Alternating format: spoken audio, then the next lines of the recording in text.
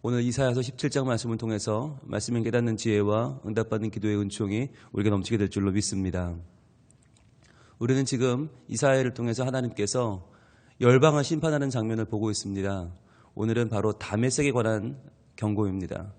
그런데요, 이 다메섹에 대한 경고는 다른 나라들과 좀 다릅니다. 다메섹만 나오는 게 아니라 북이스라엘이 함께 나옵니다. 하나님은 이방에 대한 관심을 물론 가지고 계십니다. 그런데 그 이방과 연결되어 있는 이스라엘 백성들의 범죄, 이스라엘 백성들의 연약한 부분들을 같이 보고 계십니다. 그러니까 우리가 계속해서 지금 열방이 심판을 당하는 모습을 보면서 뭐 열방은 우리랑 상관없지라고 하는 게 아니라 그들과 연결되어 있는 나의 연결고리가 있다는 거예요. 그 고리를 우리가 발견하는 게 이 말씀의 아주 중요한 포인트입니다. 그래서 나는 그들과 같은 모습이 없나라는 거예요. 우리는 교회 안에 있으니까, 나는 하나님을 믿으니까 라고 쉽게 마음에 안심을 할 때가 있습니다. 그런데 내가 살아가는 모습을 보면 실제로는 별로 다르지 않다는 거죠. 실제 나의 모습은 열방에 살아가는 그들, 정말 자기 손으로 지은 아세라 신과 태양상을 섬기는 자들과 별 차이가 없는 모습이 많다는 거예요. 그래서 오늘 모습 가운데에서 하나님은 다메섹과 북이스라엘을 묶어서 한꺼번에 심판을 경고하십니다. 우리 그 모습을 좀 보려고 합니다. 1절입니다. 다메섹에 관한 경고라. 보라, 다메섹이 장차 성읍을 이루지 못하고 무너진 무더기가 될 것이다 라고 하셨어요. 다메섹은 어디냐? 이스라엘의 북쪽 아랍나라, 북쪽 아랍나라의 수도가 다메섹입니다. 그래서 다메섹이라고 하면 아랍나라 전체를 말하는데, 아랍나라라고 하는 나라 그 주변이 다 수리아라고 하는 북쪽 지방인데요. 그 수리아가 다 어디냐면 이스라엘 북쪽에서 전부 우상이 내려옵니다. 그리고 나라들이 침략해 들어옵니다. 그래서 이스라엘 남쪽은 광야라서 사실 쳐들어올 사람들이 없어요. 그 광야에서 더 동쪽으로 가면, 서쪽으로 가면 거기는 애굽이고요. 애굽은 다른 나라를 잘 침략하지 않거든요. 그러니까 주로 이제 이스라엘은 북쪽에서 침략자들이 내려오는데 아수르도 그렇고 바빌론도 그렇고요. 그러니까 이스라엘 북쪽에 계속해서 침략이 이루어지고 계속해서 우상이 들어오는 창구가 어디냐면 바로 수리아입니다. 그 수리아의 핵심인 나라가 아람이고 그 나라의 수도가 다메섹이에요. 그래서 다메섹은요, 이스라엘에게 끈질기게 끊임없이 계속해서 침략을 하고 그들에게 우상을 심는 나라가 바로 다메섹입니다. 그런데 하나님은 그 다메섹을 심판하시는 거예요. 장차 성읍을 이루지 못하게 만들겠다. 무너진 무더기가 될 것이다. 이 다메섹은요, 특징이 있습니다. 이 다마스커스라고도 하죠. 오늘날 이 다마스커스의 특징은 정말 굉장한 문화를 이루지는 못했어요. 굉장한 성읍이 되지는 못했어요. 그런데 역사적으로 꾸준하게 멸망했지만 다시 일어나고, 완전히 황폐해졌다가 다시 일어나고, 굉장히 생명력이 강한 도시예요. 그런데 이 다메섹이 하나님의 심판 아래에서 완전히 이제는 성읍으로서의 모습을 갖추지 못하고 무더기가 되어버릴 것이다 라고 말씀하시는 것입니다. 근데 중요한 건 그 다음이에요. 바로 2절이에요. 아로엘이 나와요. 아로엘. 분명히 1절에는 다메섹에 대한 경고라고 시작했는데 2절에는 아로엘이 나오고요. 3절에 보시면 에브라임의 요새가 나오죠. 에브라임. 그리고 3절 중간에는 이스라엘 자손이 나오고요. 4절에는 그날의 야곱의 영광이 나와요. 자, 그러면 표시 한번 해보세요. 2절에 아로엘, 3절에 에브라임, 3절 중간에 이스라엘, 그리고 4절에 야곱. 자, 2절에 아로엘, 3절에 에브라임, 이스라엘, 4절에 야곱. 이게 다 뭐냐? 다 북이스라엘을 나타내는 말입니다. 아로엘이란 말은 북이스라엘 중에서도 요단 동편에 있는 지역의 사람들을 아로엘이라고 부르고요. 에브라임은 여러분 잘 아시는 북이스라엘의 가장 강력한 지파죠. 요셉의 아들 에브라임으로 구성된 가장 강력한 지파를 말하고요. 이스라엘 역시 북이스라엘을 나타내는 말이고, 야곱의 영광 역시 마찬가지로 북이스라엘입니다. 그러니까 지금 다메섹이 문제가 아니고 실은 다메섹과 연결되어 있는 북이스라엘이 문제인 거예요. 다메섹에 관해서는 한 절 말씀하시고 이 북이스라엘에 관해서는 2절, 3절, 4절 쭉 이어지거든요. 왜 그런가? 여러분, 믿지 않는 사람들은요, 심판을 당할 때도 좀 양해를 받습니다. 좀 봐주는 게 있습니다. 왜냐하면 몰라서 그랬으니까. 다메섹이 왜 이스라엘을 괴롭히고 범죄했나? 몰랐어요. 그러면 할 말이 없는 거예요. 그런데 북이스라엘은 다 알았거든요. 북이스라엘은 너무나 잘 알았는데도 불구하고 다메섹과 함께 힘을 모아서 남유다를 쳐내려왔어요.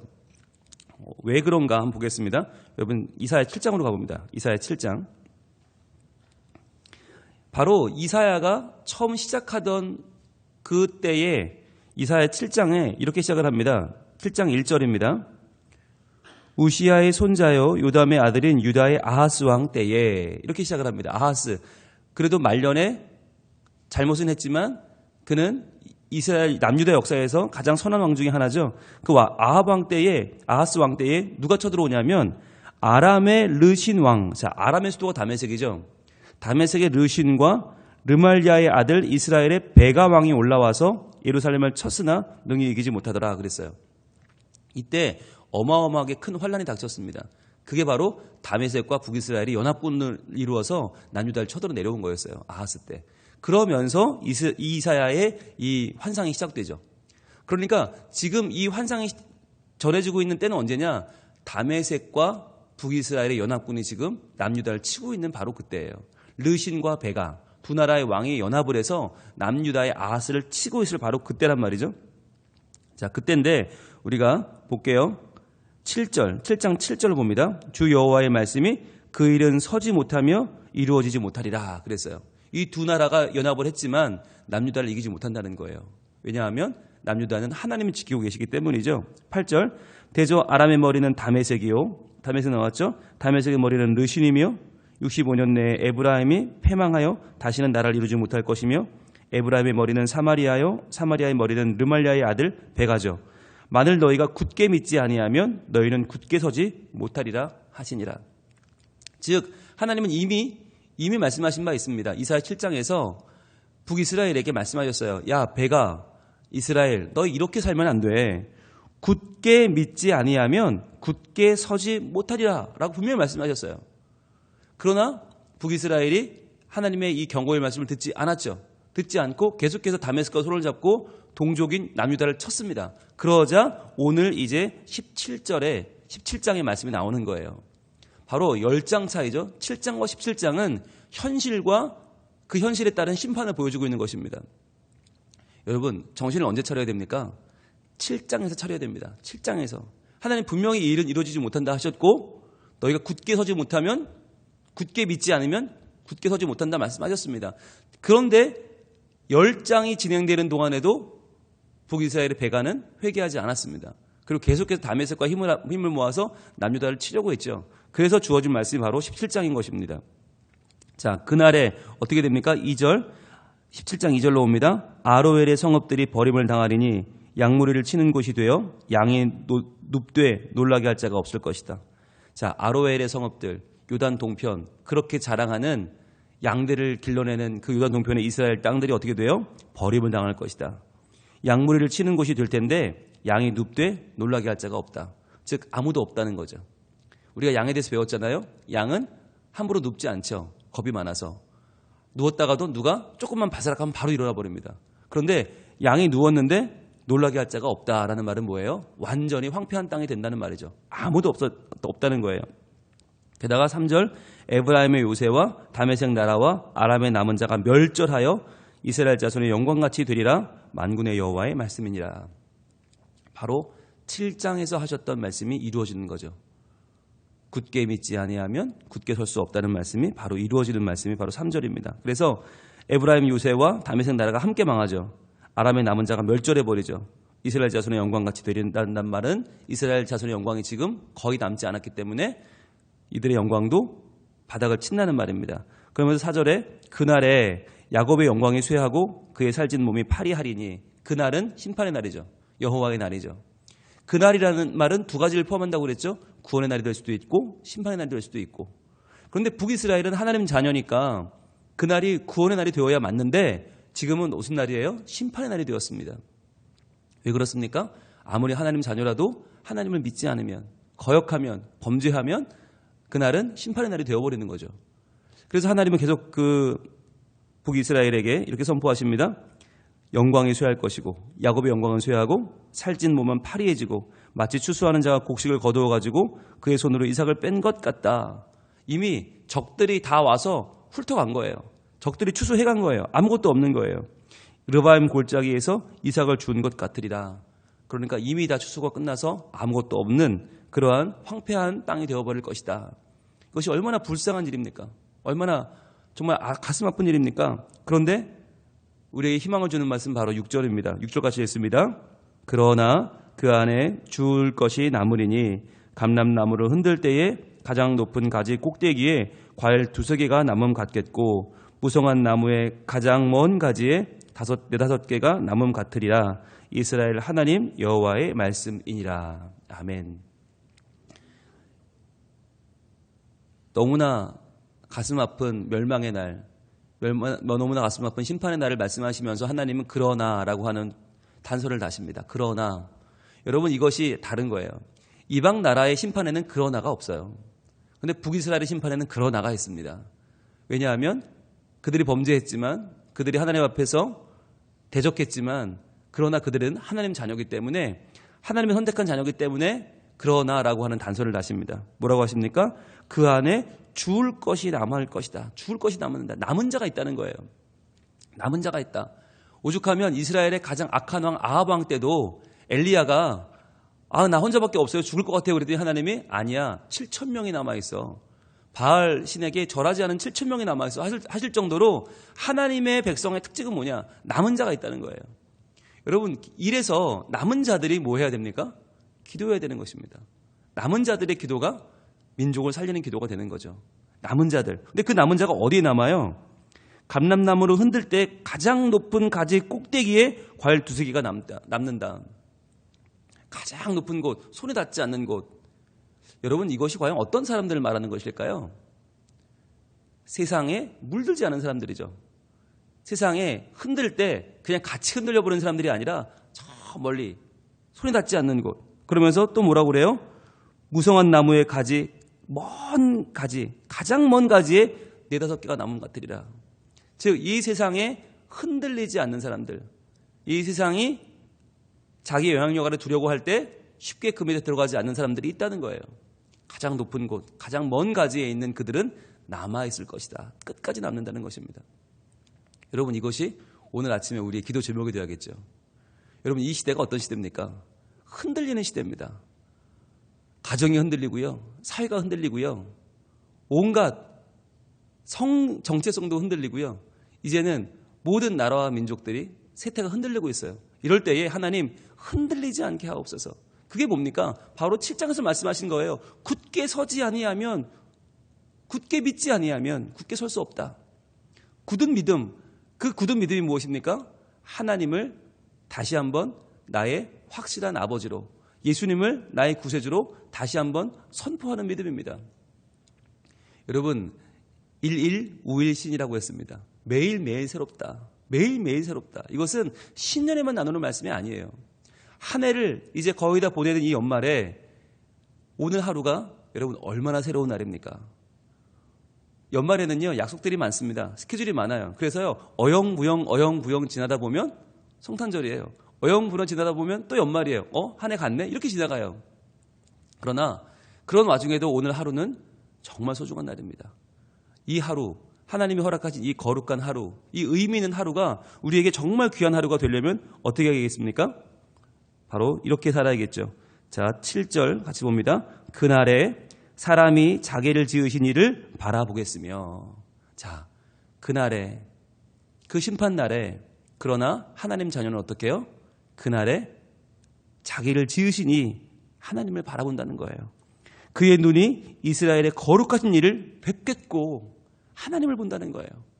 여러분 우리가 지금 마태복음 8복을 보고 있는데 마음이 청결한 자는 하나님을 볼 것이다 라고 했어요. 마음이 청결한 자가 누구입니까? 그 마음이 하나님을 향하여 굳게 결정된 사람이에요. 굳게 믿으면 굳게 서리라 라고 말씀하신 바로 그 사람이 마음이 청결하여 하나님을 보는 사람이에요. 게다가 8절에 뭐라고 말합니까? 같이 있습니다. 자기 손으로 만든 제단을 바라보지 아니하며 자기 손가락으로 지은 아세라나 태양상을 보지 아니할 것이며. 이 세상은 흔들리고 있습니다. 월신, 달의 신인 아세라에 흔들리고 있고 태양신에 흔들리고 있습니다. 눈에 보이는 번쩍이는 것들, 눈에 보이는 화려한 것들, 온갖 좋은 물질과 차와 집과 지위에 흔들리고 있습니다. 그러나 이런 때라도 우리가 자기 손으로 만든 제단을 바라보지 아니하는 것, 자기 손가락으로 만든 아세라나 태양상, 우상을 바라보지 아니하고 누굴 바라봐요? 자기를 지으신 이를 바라보게 되는 것. 여러분, 이것이 믿는 자의 결단입니다. 이것이 오늘 우리가 남은 자로서 하나님 앞에 나아가야 될 우리의 책임입니다. 하나님, 내가 오늘 무엇을 바라보고 살고 있습니까? 내가 내 손으로 지은 것 바라보고, 내가 내 손으로 지은 우상을 바라보고 그것이 마치 하나님의 인양 살고 있습니까? 아니면 정말 나를 지으신 분, 나의 오늘 하루를 나에게 선물해 주신 거룩하신 주님을 바라보며 살고 있습니까? 나는 누구를 만족시키며 살고 있습니까? 하나님의 기쁨입니까? 사람의 기쁨입니까? 오늘 하루를 우리는 돌아보며 살아야 될 필요가 있는 것이죠. 오늘 우리 앞에 대림절 초가 빛나고 있습니다. 대림절 초는 무엇을 말합니까?